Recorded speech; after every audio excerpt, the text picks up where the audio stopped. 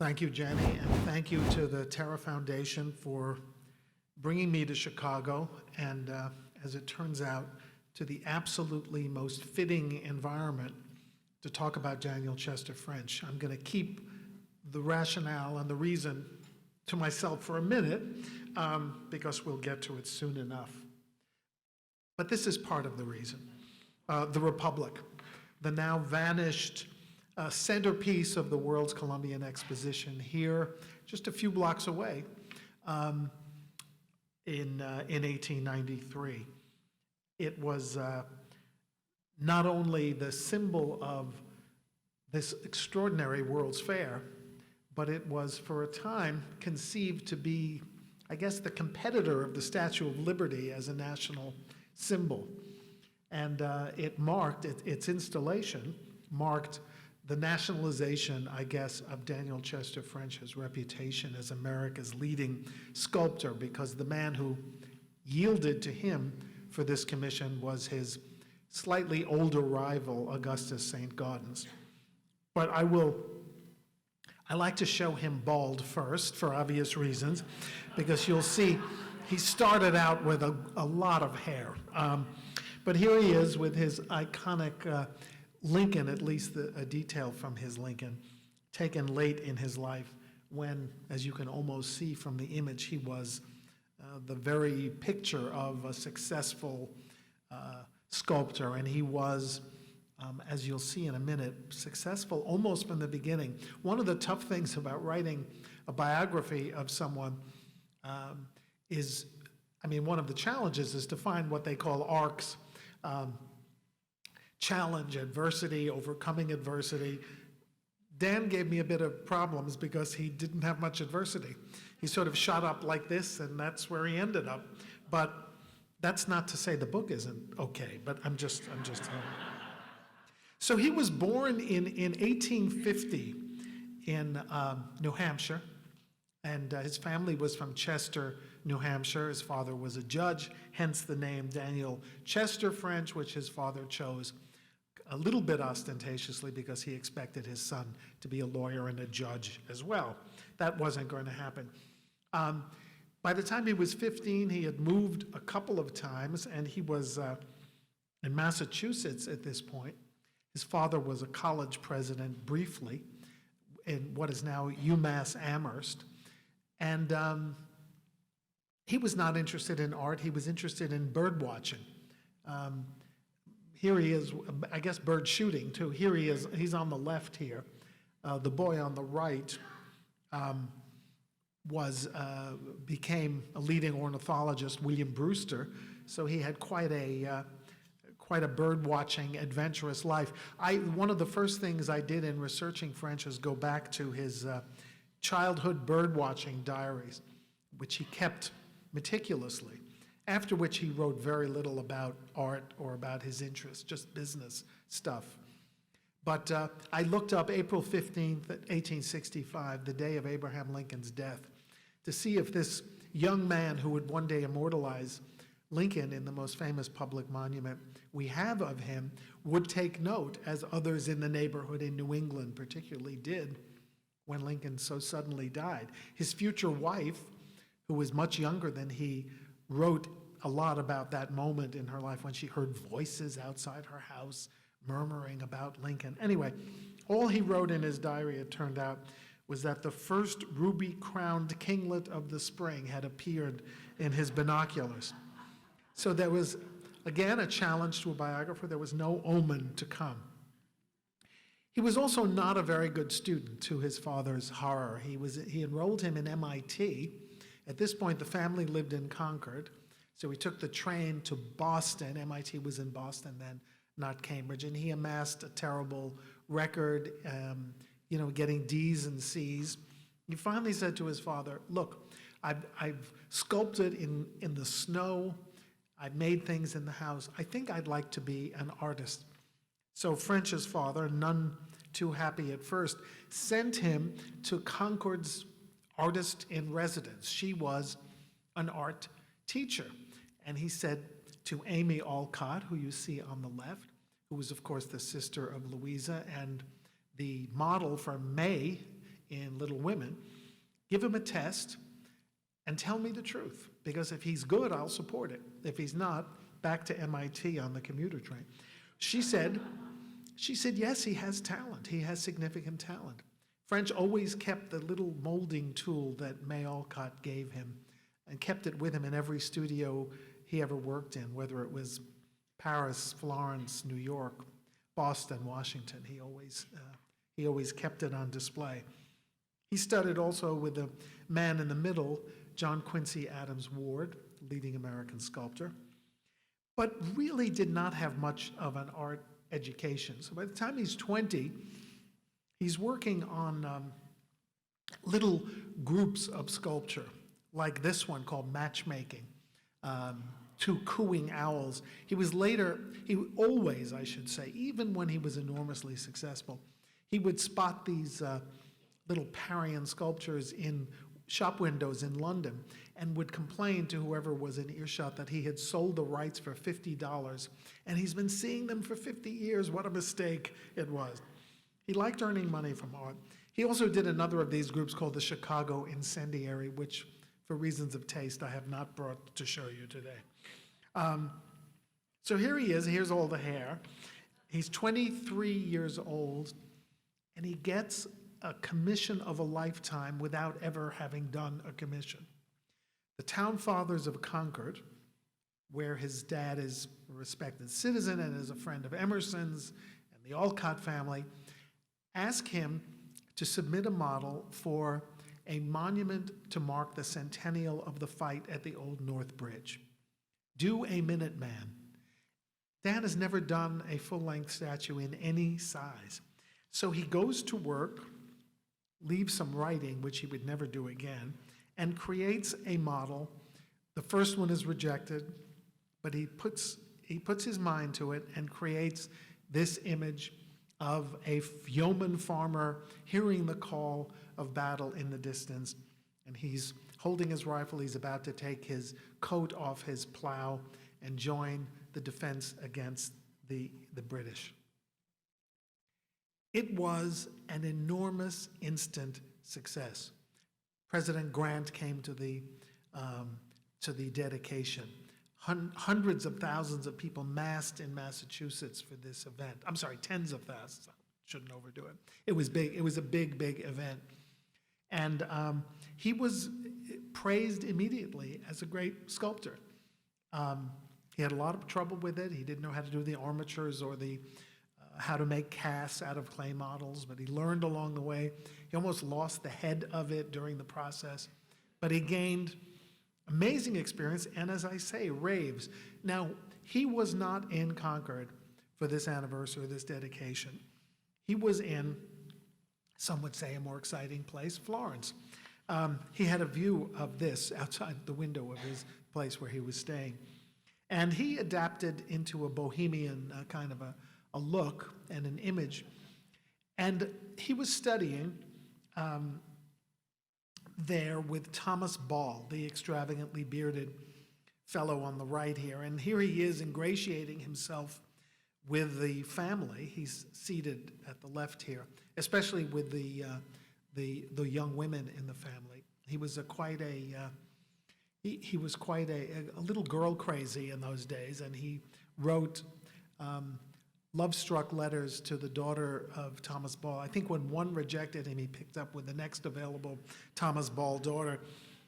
I think he was sort of afraid to come back to the United States for that dedication.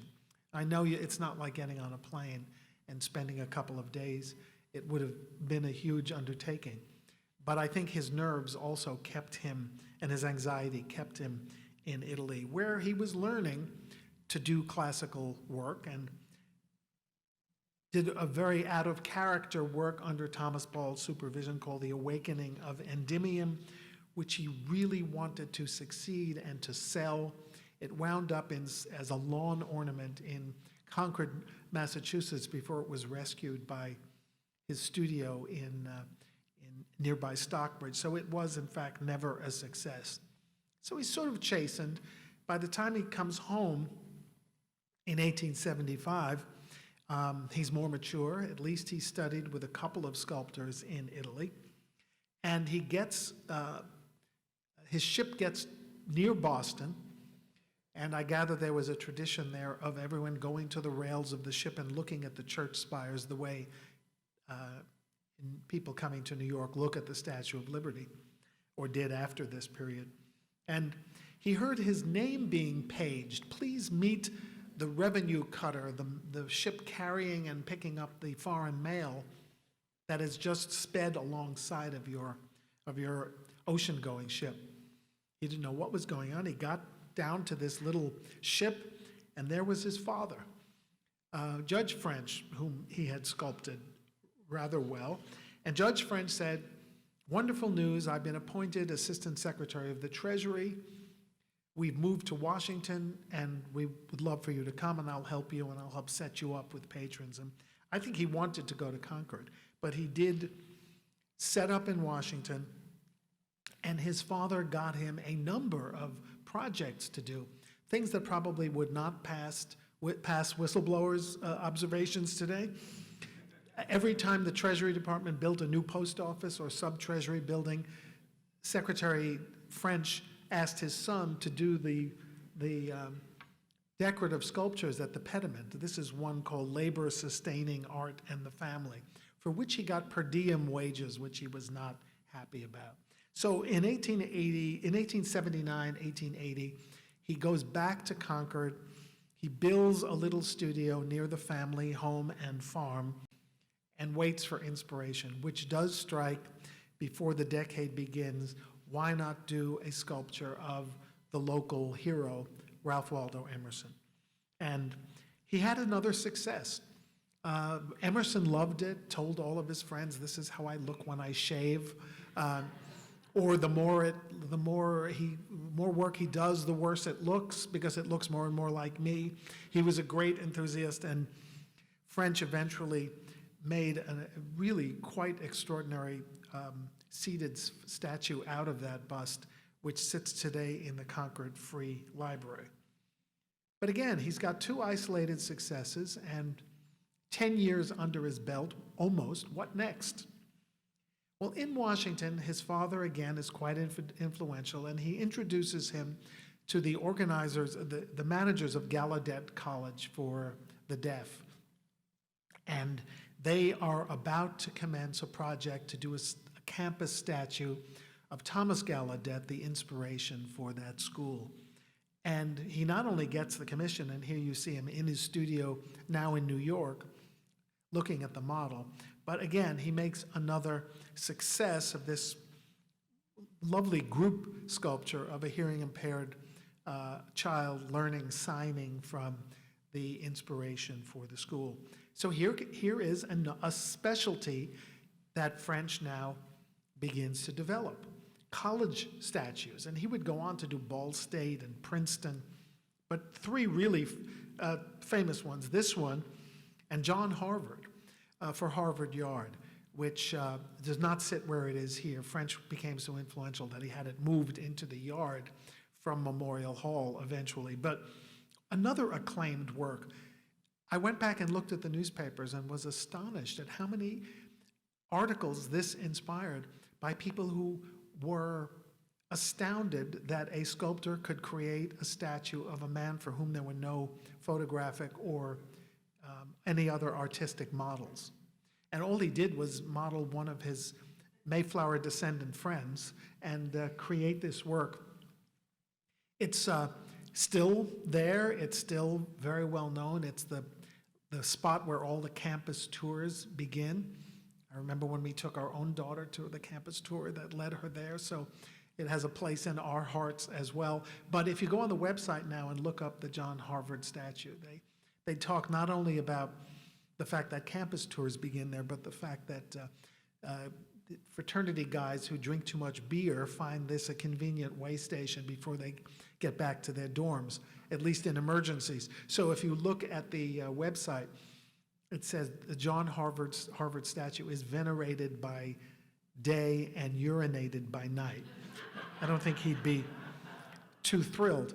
But it's a better fate than awaited alma mater, which was a gilded statue when it was first installed at Columbia. and another acclaimed work. In about 1919, a strapping young German-born college baseball player hit a ball out of the stadium, which was then right near here. It went so far and so high, it went over the wall, over the back of the stadium, and landed right at the foot of this statue. That was the first assault on the statue. Can anyone guess who the ball player was? Lou Gehrig, right. That's exactly right. 50 years ago, I had my first job was as a reporter for a weekly newspaper in Manhattan. I was 8 at the time. And my first assignment was to go up and cover the bombing that a bomb had been placed on this statue by the Weathermen Underground. And it cut a deep hole in the chair part. And luckily, the statue wasn't damaged. So that was my first assignment, so it was nice to get back to this. Anyway, the president of the college, who was besieged by demonstrators and sit-ins, to punish the students, he had the statue hauled off campus. So it was off campus for a few years. The gilding was removed. It's been back for the last 40, and it actually is looking better than ever. So French developed one more specialty which would serve him well, and that was one that many Yankee sculptors focused on, Civil War memorials, of which there has been so much talk lately. And among those he did was this kind of unrecognized Ulysses S. Grant in Philadelphia and a terrific Joe Hooker in Boston. More than he deserved if you look at his record. But these dedications were huge deals. This is the dedication ceremony in Boston outside of the State House for Joe Hooker. One of his other Civil War sculptures is this tribute to some brothers, the Melvin brothers, who had died during the Civil War, Concord residents. It became known as Mourning Victory, M-O-U-R-N-I-N-G, and it's took French into the realm of more symbolic sculpture than representational, and it was a triumph as well. And by then he was working outdoors as well as indoors on his work to see how the light would affect the work. One more work I want to show you because it has even though it's in the Forest Hill Cemetery in Boston, and it celebrates the early death of, marks the early death of a Boston sculptor named Martin Milmore. It has a Chicago connection, which I'll show you in a minute. It's called Death Stays the Hand of a Sculptor, and here he's mixing representational art, portraiture, and symbolic and allegorical work all in one. A winged angel comes and actually touches the sculpting tool of Milmore, and French became quite an expert in winged angels. And for each commission, his old pal William Brewster would be called on to send him his latest wings. So he would get wings in the post, open them up and use them, set them up as models. I gather they didn't endure, so they had to be refreshed for every project. So by 1890 or so, he is established, but St. Gaudens is still the superior, but St. Gaudens does not want to be part of the World's Columbian Exposition, the biggest favor that he ever did for French. It is possible he was beginning to feel the effects of the cancer that would take his life within a few years. But in any case, Daniel Chester French was told, you've got the job, and the big job is a 70 or 80-foot statue for the Grand Lagoon in Chicago, and get to work. So he found he was in Paris then, he found the model that everyone, including John Singer Sargent, used, Edith Minturn, and here she is with a diadem stuck to her head and these two things that she had to hold upright, a globe of the world and a liberty cap, and she is posing in this kind of Roman stola for the figure of what became his model for the Republic. This is the rough model. He was very late in delivering it to Chicago. They were getting very nervous. They were threatening him. They were begging him, pleading with him. Finally brought it over and moved in for a time with his brother. And here the story gets even more Chicago-centric. His brother was William M.R. French, his older brother, who, as many of you will know, was the founding director of the Art Institute of Chicago. In fact, many of French's plaster models for his major statues were donated to the Art Institute, but after the era of William French, vanished sadly, which made French's daughter very angry, but that's another story. Anyway, he went to work on site, and eventually they erected this extraordinary statue in the lagoon. Lake Michigan's on the other side.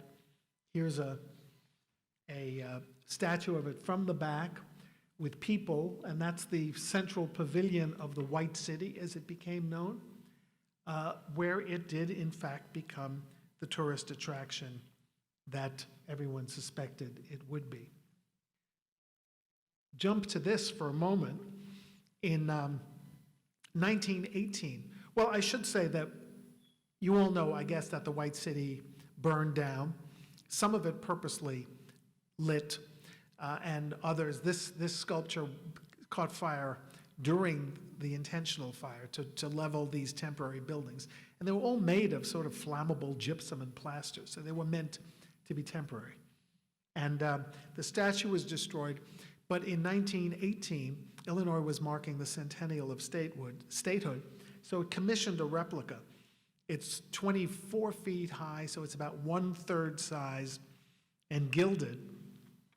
And it's in Jackson Park, not far from here, not far from where the old administration building of the World's Fair stood.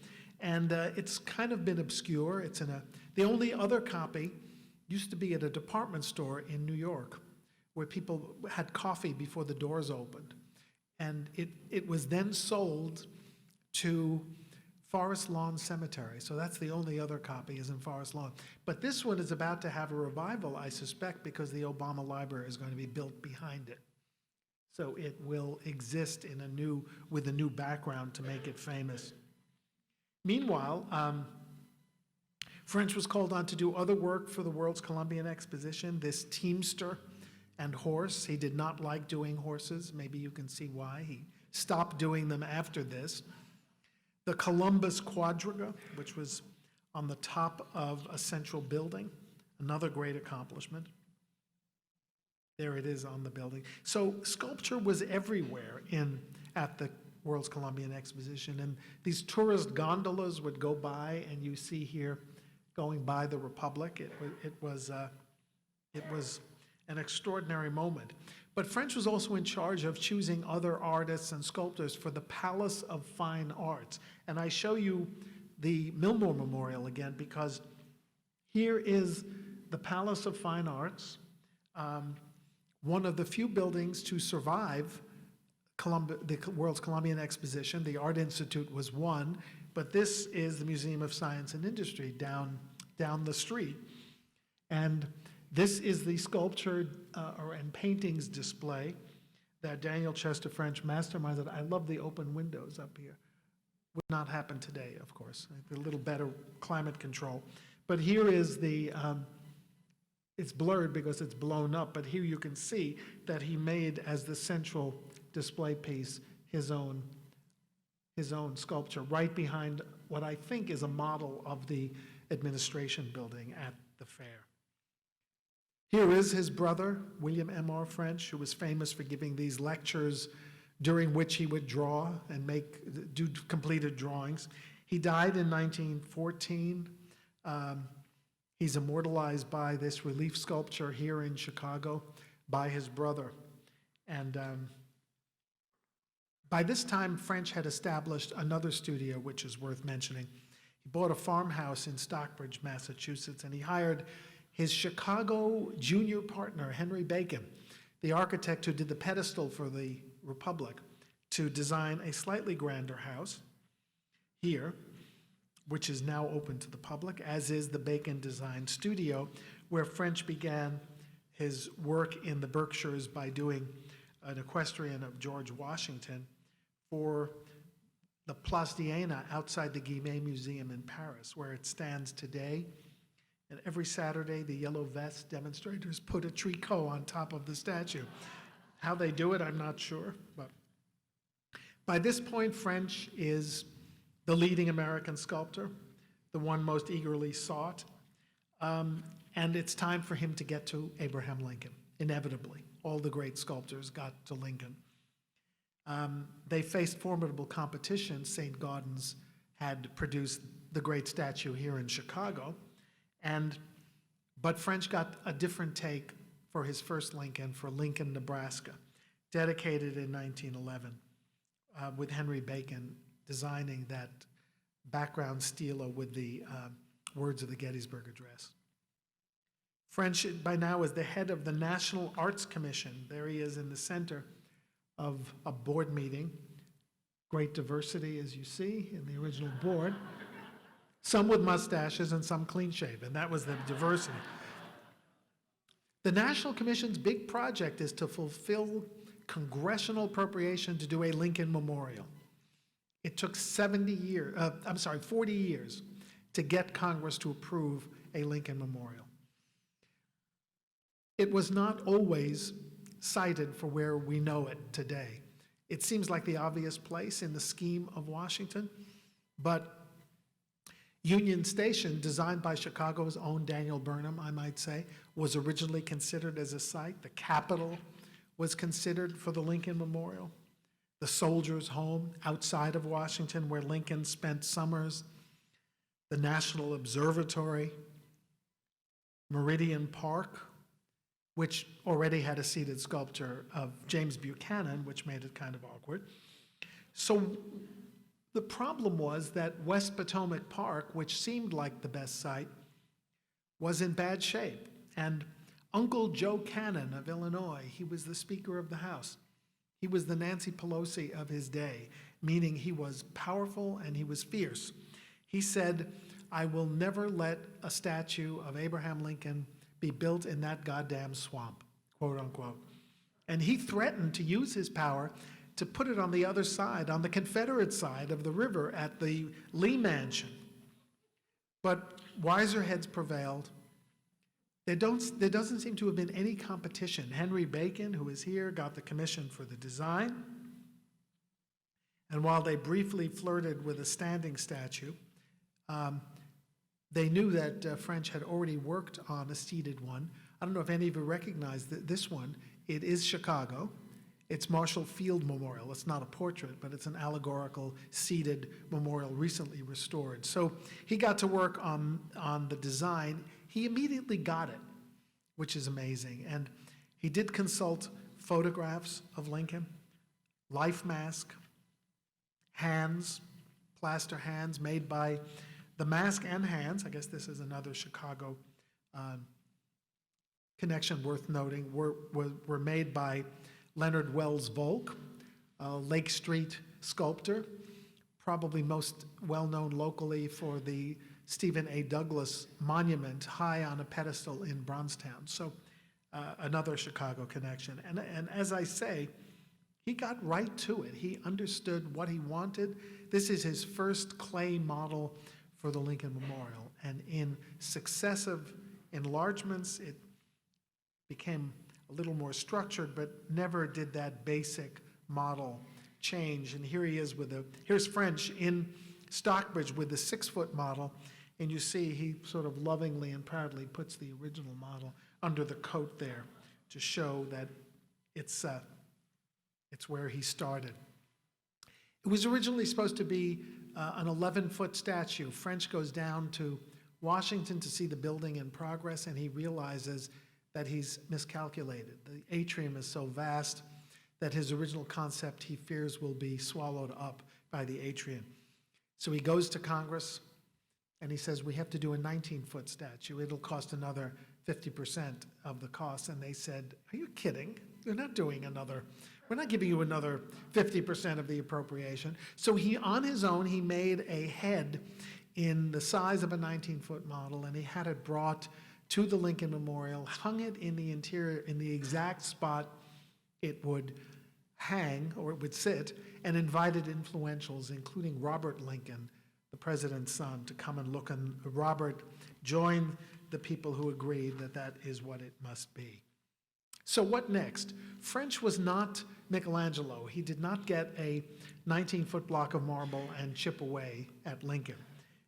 He did the model, and then he had workmen doing either bronze or marble adaptations. And these are heroes of the project too, the Piccirilli brothers, immigrant marble cutters from Italy who had a studio in the Bronx. They set up the model and they began crafting the 19 pieces or 27 pieces of marble. French would visit, enjoy macaroni lunches that one of the brothers would prepare. But the statue itself never took complete form until it was shipped piece by piece to Washington, where it was assembled in the building for the first time. That's one of the Piccirilli brothers in the foreground. And here are French and Bacon as the statue is finally put together in the early 1920s. And French, by then, age 70, would scamper up and down those two ladders and work on the seams and on the burnishing, very much a participant. Memorial Day, 1922, is the day of the dedication, and it is one of the biggest events in the history of Washington. Former President William Howard Taft, then the Chief Justice, presents the statue formally to the American people, and Warren Harding accepts it. And the good news and bad news of the day is that there is one speaker of color, Robert Russell Moton, the Booker T. Washington's successor as president of the Tuskegee Institute. The bad news is that the Harding administration demanded to see the speech in advance. And when his people saw that Moton said, until we have full justice in America, Lincoln's unfinished work will remain unfinished. When they saw that, they said, well, you can't say that. And Moton said, no, you don't understand. This is what I wrote. And they said, yes, we know, but you can't say that, so either take it out or we'll get someone else. So he did censor his speech, or they censored his speech, and delivered a truncated version. The full text was not published for another 50 years. There is Moton speaking. And this is more like the demographic at the opening: Warren Harding, Robert Lincoln, and Speaker Joe Cannon. So here's the original, how it looked when it was built. The lighting was not adequate at the beginning, and French very cannily got General Electric to do a free lighting study and corrected it. As you see, the image at right is much more what he had in mind. They had changed the skylighting and also opened the doors in the front, which was supposed to be closed. So that's why the lighting did not come out as he expected. At that same dedication that Moton was censored, African Americans who came early to the dedication were rousted out of their seats by mounted police and moved to the back of the crowd. So if you read the white press observations of the dedication, it was a great day for America. If you read the black press, it was a humiliation, it was anguishing, and it was not something that they thought Lincoln would have been accepting of. Remember, Lincoln's second inaugural, he faced a fully integrated crowd at the Capitol. And the image of the Lincoln Memorial for the first 15, 17 years was haunted by the memory of this imperfect, less than imperfect dedication. All of that changed thanks to the woman in whose home I work today. And Jenny mentioned that I work at Roosevelt House, which is Franklin and Eleanor's home in New York City, their town home. And in 1939, the Daughters of the American Revolution told Marian Anderson she could not sing at Constitution Hall. African Americans were not allowed in the building. Eleanor resigned from the DAR, but more importantly, got the Interior Department to invite Marian Anderson to sing on Easter Sunday, 1939, at the Lincoln Memorial. Instantly, the image of the memorial changed. It became a place that represented aspiration, and it became a place for all. You can still hear the recording of this extraordinary concert on YouTube if you're interested. It's scratchy, but it's amazing. And that was a fully integrated crowd in 1939. That same year, Mr. Smith Goes to Washington came out, and James Stewart got to be inspired by the words of the Gettysburg Address, and on it has this new flavor. In 1946, the NAACP did an outdoor event there, and President Truman was in the audience right here, and I hope you see who's giving the speech. It's Eleanor. So things are changing. Fidel Castro thought he had to see the Lincoln Memorial when he came here in 1961. And then, of course, 1963, the image of the memorial changes forever as the nation's leading civil rights leaders assemble there at the apex of the March on Washington.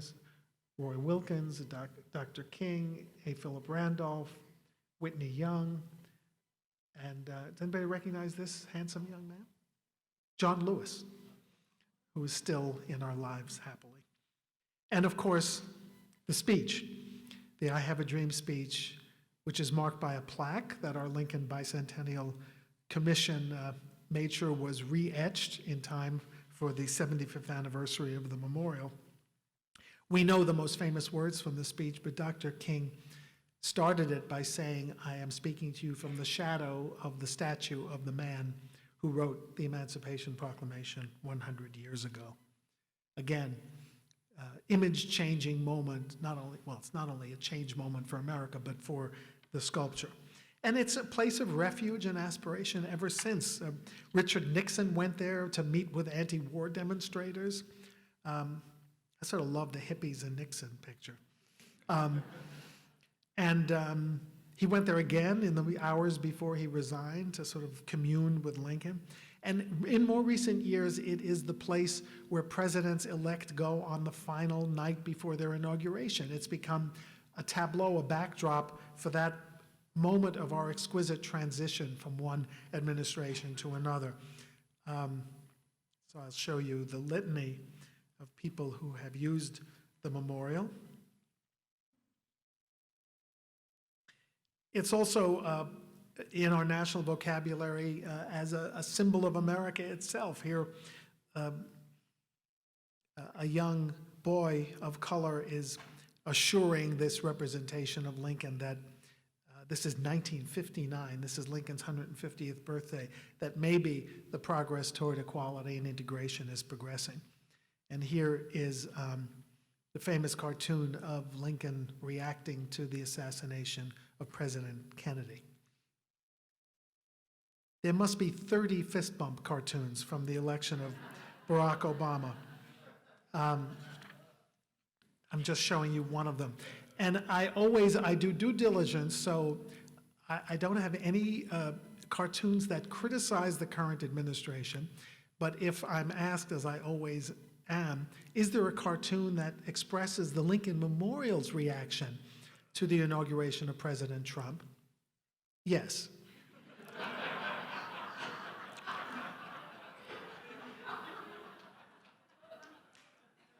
Here's French on one of his last visits to the memorial. So he goes on, and he goes on practically to the era of the New Deal, lives a long time, very well respected, visits the memorial often.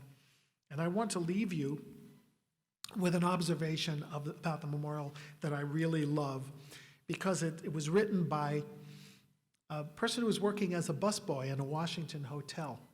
He had worked as an assistant to a historian in Washington, but it was not a job that could sustain him.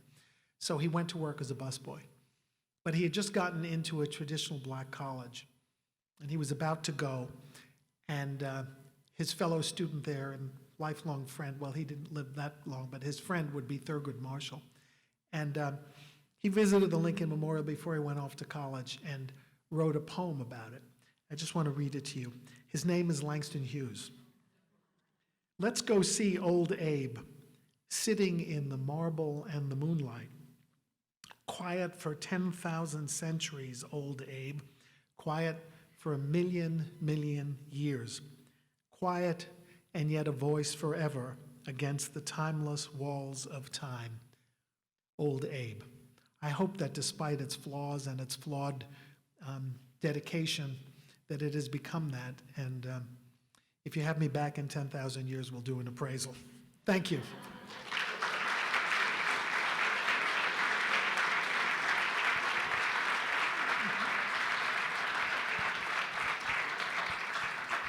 Thanks. Hello, everyone. We're going to open it up for question and answer.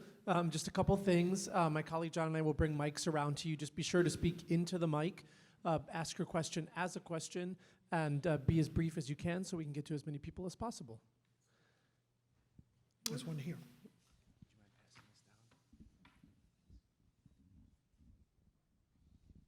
Hi, thank you for this.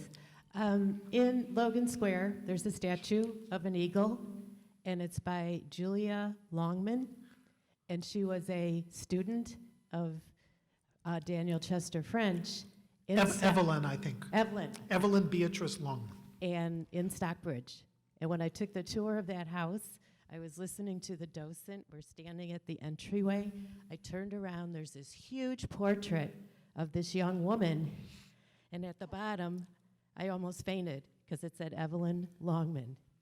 And it wasn't part of the tour, but she told us about it. Yeah. So he had a he had a series of assistants who did well. Evelyn Beatrice Longman was one of his favorites. There are stories that his regard for her went beyond the sculptural. But he did give her a commission at the Lincoln Memorial. So that is another place where her work, uncredited, exists. She etched the words of the Gettysburg Address and the second inaugural address. And he wrote to her over the years, agonizing about some of his projects, worried that they weren't going well enough, particularly the Lincoln Memorial. He said, I'm besieged with Lincoln, I'm upset, I'm this, I'm that. And so she was a confidant of sorts and launched her own career. I'm glad you asked the question there. There's something in the back. Oh, and then, okay, and then We'll get you back next there. time. Sorry. Oh, okay. I think you're on, who's ever there. Oh, you guys choose. It's my fault. Sorry. No, I'm just noticing them easy. Thank you for an excellent talk. Thank you. As an expert in sculpture, how do you think about the current controversies regarding sculptures that come from the Confederate era? How Okay. should we think about that? I'm not an art historian, although I thank you for being so nice. I'm not an expert in sculpture, actually. I'm a Civil War historian who was lucky enough to work at the Metropolitan Museum. But yes, I'm very much involved in at least the debate over Confederate memorials and their place. And I've spoken about it for the last 3 years, I'd say. And I don't think my position is the winning argument anymore. But when I spoke in Gettysburg 2 years ago at the annual event to mark the anniversary of the Gettysburg Address, I suggested that, I'm just not an iconoclast. I don't like the idea of tearing things down as a general rule. The Arch of Titus is offensive to Jews, and it hasn't been taken down in Rome. The communists preserved the statue of St. Peter in what became Leningrad. They even boxed it in steel during the Nazi attacks to save it. In Hungary, they moved sculpture of people who were later devalued in history into sort of a park of non-heroes. There is a way to deal with it, and the other way is contextualization. So I'm not for tearing down, and I know there's an emotional debate about it. I just don't like to see art removed from view or sandblasted, which is the fate of some. I'll give you one example. And maybe I'm not sensitive enough. I admit that this is just my view. In Annapolis, Maryland, there had been for ages a statue of Roger B. Taney at the state capitol. Roger B. Taney was a favorite son of Maryland, but he was also the author of the Dred Scott decision. He held that people of color could never be citizens and that people of color had no rights which a white man was bound to respect. He's an American villain in some ways, in many ways. Eventually, Maryland erected a statue right around the corner from Taney, and it was of Thurgood Marshall, who was not only gave the lie to his assessment of people of color, but joined the Supreme Court as the first African American on the Supreme Court. I thought the juxtaposition of those two works was so much more powerful than removing Tawney and leaving Justice Marshall, which is a great thing in itself. But here is this more than evolution. It's a complete transformation of society that began with Tawney. So what is gained by removing him altogether? He was lifted up and taken to nowhere, no one knows where. And I wouldn't put him in a museum context because the statue is okay and he's not a great figure of history. So I thought the power lay in the fact that it was sort of a pendant to the Marshall. One more thing, and then I'll drop this unless people have more questions about it. So the big area of contention now is the Fan District in Richmond, where white people in the South contributed of their meager money in the 1880s and 90s to build statues, big equestrian statues of Robert E. Lee, Stonewall Jackson, Jeb Stuart, Jefferson Davis. And finally, the people of Richmond spoke back with an answer that was not as powerful sculpturally, and that is the statue of Arthur Ashe on the very end of the boulevard. But now, there's going to be a new equestrian in front of the Virginia Historical Society or Fine Arts, but it's going to be facing Jeb Stuart. And I've forgotten the name of the sculptor, but we in New York didn't even know about it. It just appeared one day in Times Square for a brief exhibition. So it's called something like The Warrior. It's a great work. It's a beautiful horse, and the rider is a freedom rider with dreadlocks. So it's going to speak directly, pardon? Kylie or what? Conde Wiley. He's amazing. And this, thank you. Yeah. And it's going to be facing Jeb Stuart. So take that, Jeb Stuart. And again, it's a powerful statement. Okay, I've exhausted that, but feel free to ask a follow-up. I'm just curious what French did after Lincoln. Well, he did a few more smaller commissions. He did a statue for Ball State University, and supposedly if you stand under it, you get engaged. He did another one for Princeton called The Christian Athlete, which was probably his worst sculpture. So, you know, did his capacity ebb a little bit in the end? Yes, a little bit. The Christian Athlete shows it's a young man who died right after Princeton, and his father he was on the football team. So on the rare occasions when Princeton won a football game, so this only happened once every couple of years, the fraternity guys would knock the statue down. So ultimately they took this away too. I think it's back up, but in the gymnasium in an indoor setting. He did a beautiful statue for Saratoga around the same time. You know, French never did one and then another and then another. I don't want to call it an assembly line because that sounds unappreciative of the artistry. But he always was in different phases of projects. His last works were a sculpture of William Seward for his childhood home in Florida, New York, by which time he was too weak to do a full length, so he asked them to settle for a bust portrait. And he was working, and he did a Daniel Webster for elsewhere in Massachusetts. So he sort of phased out. Lincoln Memorial made him famous. He lived another 5 or 6 years. He did do one couple of romantic marbles based on Greek myths that he was working on when he died. Yes?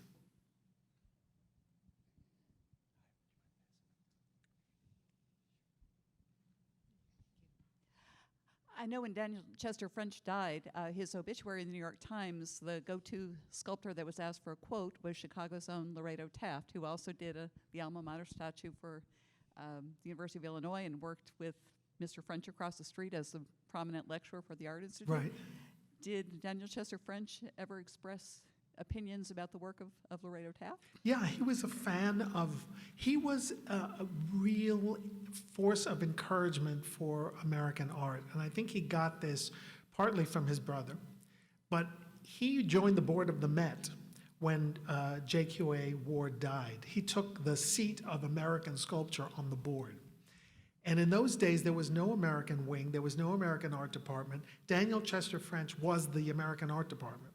He bought sculptures. He organized special exhibitions. He did the big St. Gaudens exhibition. That was the very first special exhibition in the history of the Metropolitan Museum. And he acquired Taft. He acquired all the St. Gaudens medals that he could get, which is why the Met has such a great collection. It's all of his. And he encouraged almost all American sculptors, with one exception, one notable exception, and that's Gutzon Borglum. He just did not like Borglum, and I'm not sure if it was stylistic. I think it was more personality. Borglum, French was a very starchy New Englander, and he was the chairman of a sculptural group in New York City, and there is a record of Borglum standing up during a meeting and saying, "This meeting, I have to interrupt this meeting to make my point." I think if you did that at your peril with Daniel Chester French, that was enough. So he really did not want to acquire Borglum for the Met, and he was a critic of his. He also didn't like sculpture by French painters who dabbled in sculpture, so he liked representational art. He didn't like impressionistic art. All right, I'll come up here.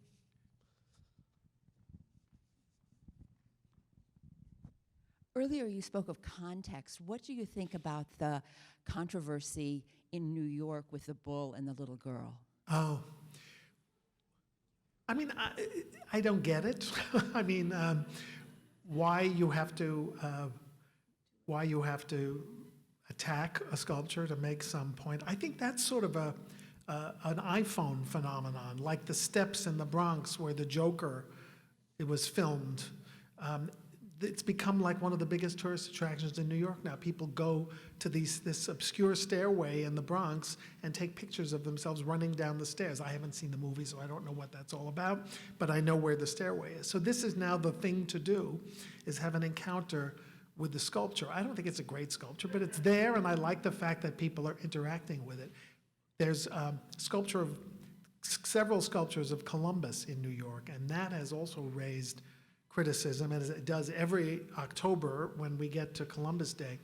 So aside from periodic calls on the city to remove the Columbus Circle statue, which our Italian-American governor will not countenance, in fact, the latest controversy is about whether Mother Cabrini should have a statue before Sojourner Truth has a statue. I mean, it's really great that public monuments are back in the news, but it's getting a little crazy. Anyway, the other Columbus statue, people desecrated, but not permanently.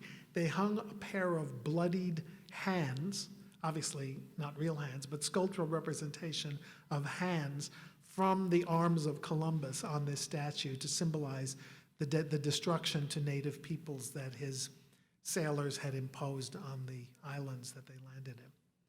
So it's amazing. We had, in 2001, New York put up a brilliant, I think it was a brilliant piece called Falling Woman. It was displayed in Rockefeller Center, and this is a post 9/11 tribute to the people who leapt out of the building to their deaths while it was burning. And the families of the 9/11 victims just demanded that it be removed.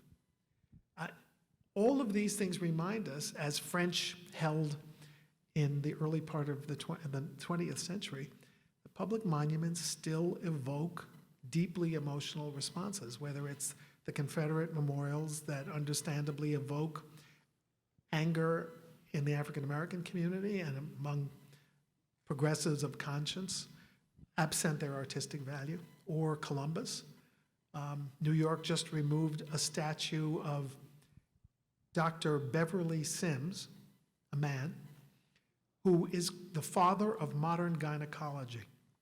He invented a cure for some hideous postnatal condition that some women suffered with that usually drove them to suicide before he perfected this surgery.